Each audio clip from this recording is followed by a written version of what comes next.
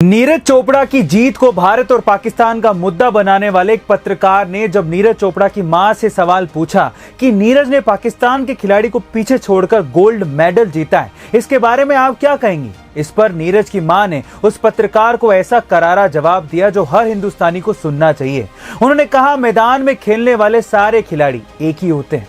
हर खेल में कोई ना कोई जीतेगा और कोई ना कोई हारेगा। इसमें भारत और पाकिस्तान जैसी कोई बात नहीं है। पाकिस्तान का खिलाड़ी जीतता तो हमें उतनी ही खुशी होती है और नीरज जीता है तो भी हमें उतनी ही खुशी है। नीरज की मां के इस जवाब ने हर हिंदुस्तानी का दिल जीत लिया है। आपको सुन के कैसा लगा कमेंट सेक्शन में जरूर लिखिएगा। पिताजी की मौत के बाद घर में रह गई एक मां और 3 जवान बेटियां। अब घर में कोई भी मर्द ना होने की वजह से आस पड़ोस के कुछ लोग उस लड़की को और उसकी 2 बहनों को गलत नजर से देखते थे। तब उस लड़की को गुस्सा बहुत आता था और छेड़ने वालों से बदला लेने का मन भी करता था।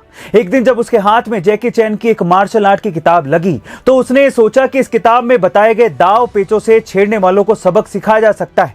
जिसके बाद उसने उस किताब में दिए गए मार्शल आर्ट के ही एक प्रकार वुशु को सीखना शुरू किया। पूजा कब मिक्स्ड मार्शल आर्ट और मैट्रिक्स फाइट नाइट की तरफ बढ़ गई उन्हें पता ही नहीं चला और अपने संघर्ष और मेहनत के बलबूते पर उत्तर प्रदेश के कस्बे में रहने वाली पूजा तोमर ने मैट्रिक्स फाइट नाइट में रूस की एनास्तासिया फेफेनोवा को हरा के वर्ल्ड चैंपियन का खिताब जीत लिया और एमएमएफ जीतने वाली इंडिया की पहली फीमेल फाइटर बन गई। गाइस, पूजा का यह सफर तो छेड़ने वालों से बदला लेने के लिए शुरू हुआ था, लेकिन बिना एक पंच मारे वर्ल्ड चैंपियन बनके पूजा ने उन सब छेड़ने वालों की फाड़ दी जो उनको गंदी नजर से देखते थे। गाइस, हम पूजा के इस जज्बे को सलाम करते हैं। एक गरीब आदिवासी जैसा दिखने वाला ये शख्स कोई और नहीं बल्कि एक आईआईटी प्रोफेसर है और पूर्व आरबीआई गवर्नर रघुराम राजन के गुरु रह चुके हैं। कौन है ये शख्स? चलिए जानते हैं।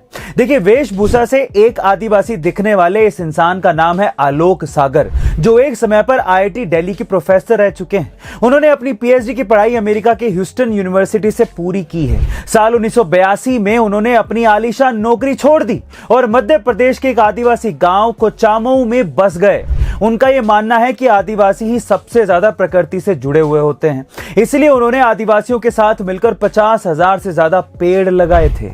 एक बार जब पुलिस ने इन्हें शक के आधार पर पकड़ लिया तब दुनिया को यह पता चला कि इनके पिताजी एक आईआरएस अधिकारी थे और इनके नाम दिल्ली में करोड़ों की संपत्ति है। लेकिन आज भी आलोक जी अपना सादा जीवन ही जी रहे हैं और उनके पास बस 3 कुर्ता और 1 साइकिल ही है जिस पर घूम घूम के वो आदिवासियों के बच्चों को पढ़ाते भी हैं। गाइस, आलोक सागर जी जैसे व्यक्ति सदियों में सिर्फ एक बार ही जन्म लेते हैं। एक किसान एक व्यापारी को डेली 1 किलो मक्खन बेचता था।